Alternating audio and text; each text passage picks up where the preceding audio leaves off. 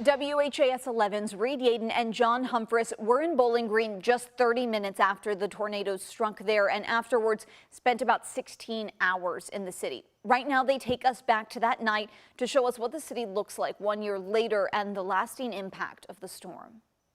It was 1:17 a.m. when this EF3 tornado touched down in Bowling Green, a city of 75,000. A confirmed large and extremely dangerous tornado was located near Bowling Green. City Manager Jeff Maisel got a call from Warren County's Emergency Management Director, Ronnie Pierce. I actually took that call. I was awake, and he said, Jeff, just want to let you know that we have had a major tornadoes come through. We've got some severe damage. Videographer John Humphress and I arrived in Bowling Green just behind the tornado.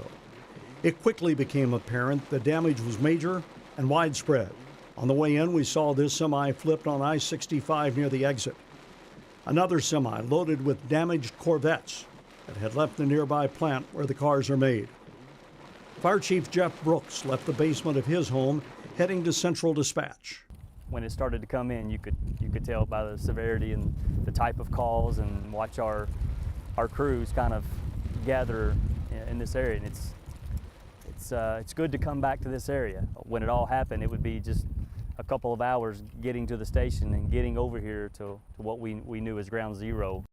I didn't know the magnitude of it until I got to the police station, and I started seeing the maps that they were already producing, the power outage, how great it was. This was the scene all night in the Stonebridge area. It looked like a war zone. People injured, in shock. In a matter of seconds, homes and apartments were reduced to this rubble.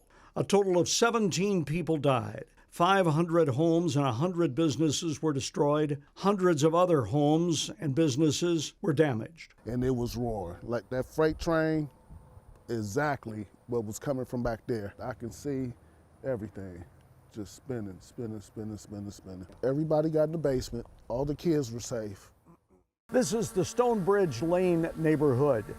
The area was hit very hard and devastated by the tornado's numerous fatalities. Behind me, you can still see a lot of the scars that are still there, but the scars are slowly fading. But it has taken the better part of a year to get to this point. Let's go vertical now with our Sky 11 drone and give you a look at this neighborhood, a comparison of what it looks like today compared to what it looked like the morning after the tornado. What nature did in a matter of minutes, it has taken nearly a year to get to this point. We met Angie Guathney at what remains of her home. She and her mom were sucked out of the basement by the tornado and thrown to the front yard. It picked me up and threw me out of the house. It literally threw you out of this house, yes. out here. Yes. Also, it threw your mother out. She's still at the hospital. And she, step aside just a second, I want to show them this car. Landed under this car. She landed under that Hyundai Sonata. Yes, yes. She was one of the first to the hospital, and she had to have like 70-something stitches. She's recovered. There were so many people that didn't survive. Think about their families and, you know, people that loved them, because there were whole families that literally died that night. We're still in recovery. We probably will be for another year. The recovery started the morning after the tornado. The view from the ground or the air shows the evidence of how a community came together to turn a very dark night into a shining example of caring and helping a neighbor.